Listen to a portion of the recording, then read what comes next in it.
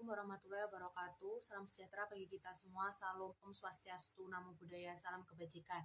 Perkenalkan, kami dari kelompok 3 yang beranggotakan 1. Saya Anissa Safitri, 2. Jusniar Sri Juliana, 3. Lintang Natania, dan 4. Umi Azizah. Pada kesempatan kali ini, kami akan mempresentasikan hasil kerja dari kelompok kami mengenai pedoman wawancara. Yang pertama, mengenai pengertian wawancara menurut para ahli. Menurut Leksi Jim Moleong, menyatakan bahwa wawancara adalah percakapan dengan maksud-maksud tertentu.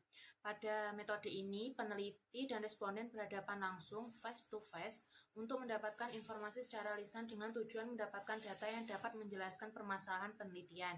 Yang kedua, menurut Anas Sugiono. Menurut Anas Sugiono, pengertian wawancara adalah cara menghimpun bahan-bahan keterangan yang dilaksanakan dengan melakukan tanya-jawab lisan secara sepihak, berhadapan muka, dan dengan arah serta tujuan yang telah ditentukan.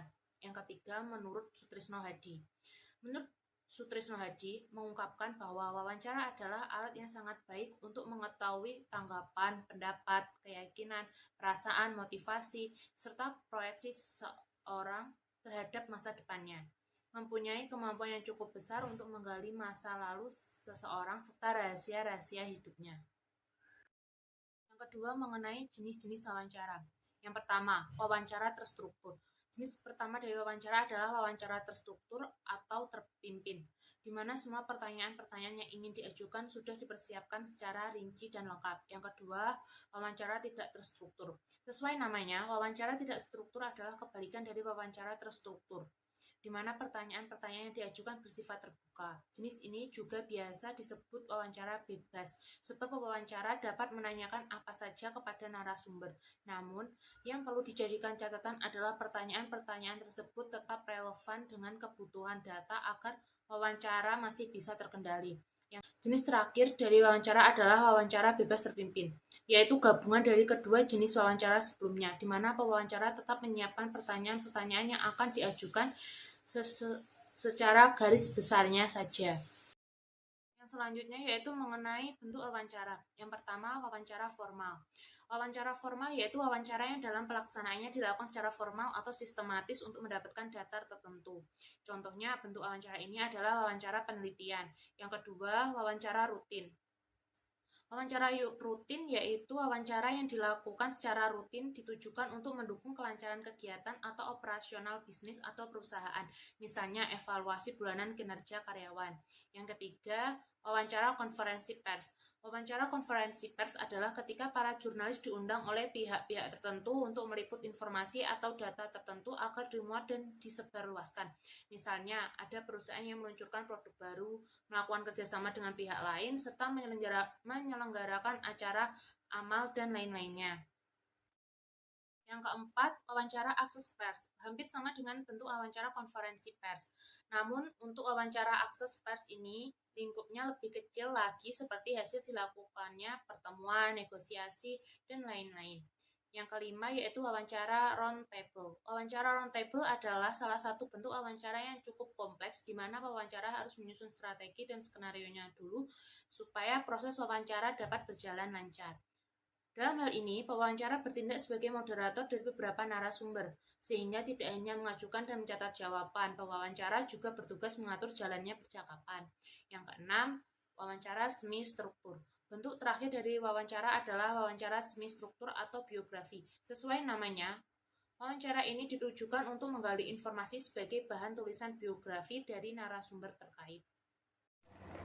Selanjutnya, saya akan menjelaskan tentang instrumen wawancara yang dibuat dalam kelompok kami. Yang pertama, judul dari instrumen wawancara ini adalah keefektifan pembelajaran dalam daring.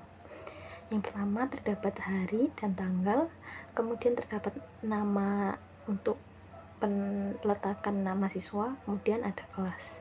Selanjutnya ada sebuah tabel yang berisikan nomor, aspek, pertanyaan, dan juga jawaban dari murid-muridnya.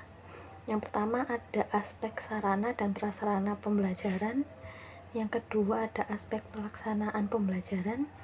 Dan yang ketiga ada aspek evaluasi atau capaian tujuan pembelajaran.